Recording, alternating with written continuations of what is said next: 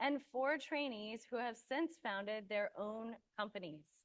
Since arriving from Afghanistan in 2010, Hedayat has studied topics ranging from politics, international relations, entrepreneurship, and innovating in the age of change. He has gained numerous other accreditations and recognitions during his career, including, but absolutely not limited to, we had to pull a few of these out because it was so long, Young Social Pioneer, Humanitarian Award winner, TEDx speaker, Refugee Entrepreneurship Pitch winner, and the Les Murray Award recipient in 2024 from SBS and UNHCR.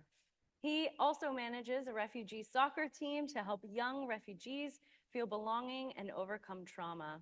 Hedayat is an active community leader, youth activist, and mentor.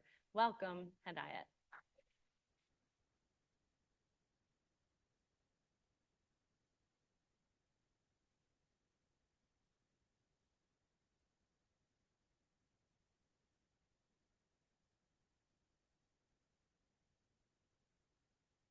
Good afternoon, everyone.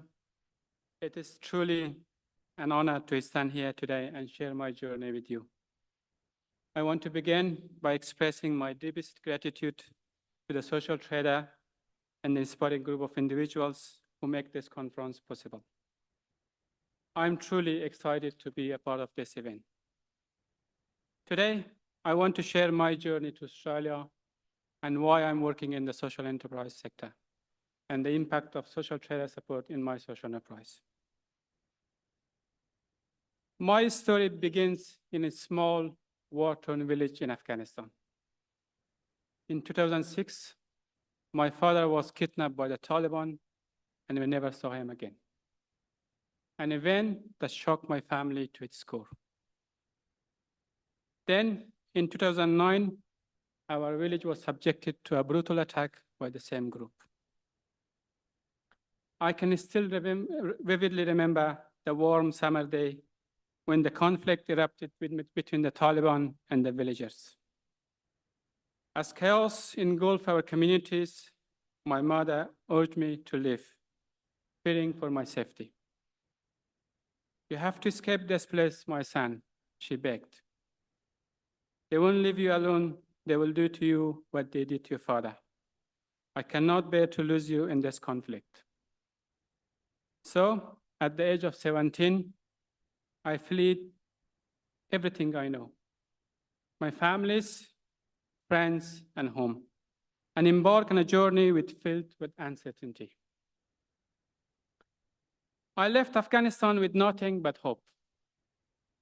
I trusted my life to people smuggler, knowing the risk, but having no other choice. I reached Indonesia, only to find myself sleeping on the street in front of the UNHCR office in Jakarta, waiting for a chance to register my name as a refugee. For 6 long months, I endured homelessness and hunger, holding on the hope that the UNHCR would process my case. I was queuing with hundreds of refugees from different backgrounds in front of the UNHCR office for many days, nights, and weeks. When I finally received an interview, my heart was filled with relief, only to have that hope crushed when I asked about the timeline of my refugee status. If you're fortunate, they told me, it could take 10 to 15 years. 15 years of living underground without any rights. I was heartbroken, and the future seemed bleak. The alternative was to make a dangerous journey by boat to Australia, a journey that many before me had attempted, and many had not survived. One of my roommates with the other 65 people disappeared at the sea 1 month before I left Indonesia. His mom and his wife calling me from Pakistan very often when I was in Indonesia. What did he say when he left the room? And I had no courage how to inform that they're all gone in the water. Despite this, I decided to take the risk. And through only God's mercy, I arrived in Australia after 9 days at sea. Having been rescued by the Australian Navy when we thought we're gonna die because the engine was broken and half of us inside the boat were unconscious. Even though I was taken into custody at Christmas Island Detention Center, I was alive and I was safe. That in itself felt like blessing. However, safety comes with new challenges. When I arrived in Australia, I didn't speak the language, had no resource, and had to navigate the uncertainty of detention. After 3 long months, I was granted a visa and released to a new world. But the difficulty of resettlement were immense.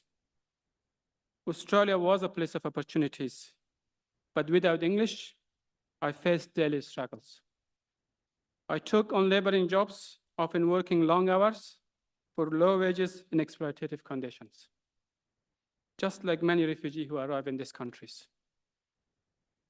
Working on construction site as an unskilled worker, I experienced firsthand how language barriers for unlimited digital skill lead to isolation and exploitation.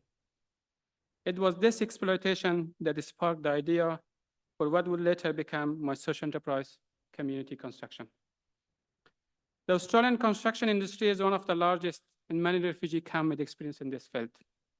However, without the proper support, they are vulnerable to abuse.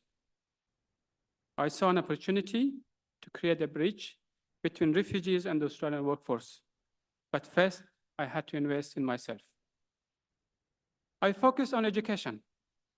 I learned English and eventually completed my high school here in Australia.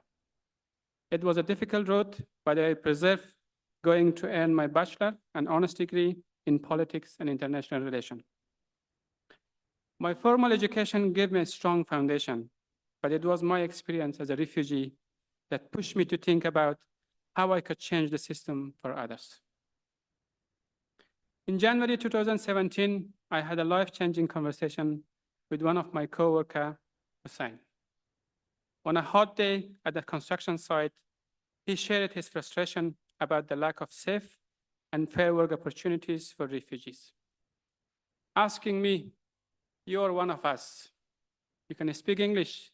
You have built the network. Can you please provide a safe place for us where we can work, support our family, and contribute to Australian society?" His word stuck with me. From that moment, I know I had to take action. I founded community construction to provide employment and training opportunities for refugees and asylum seekers. We started small, but we had a big vision: to create a space where refugees could thrive, using their skills and talent in a safe and supportive environment. Over the past 6 years, we have provided employment and training opportunity for over 90 refugees. Several of them have since gone to start their own businesses, creating more job opportunities for others in refugees communities.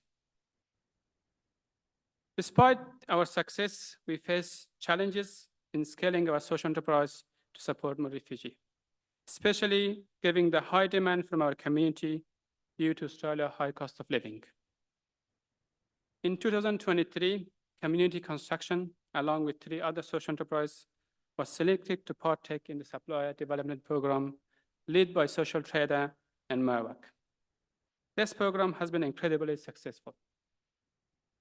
Over 12 months, we have connected with incredible mentors and from Social Trader team and received valuable support. Their guidance has been instrumental in our growth and expansion. With their assistance, we have been able to secure a project with Merwak, marking this a significant milestone for us. This opportunity to collaborate with a leading construction company has been a long-awaited goal made possible through this program.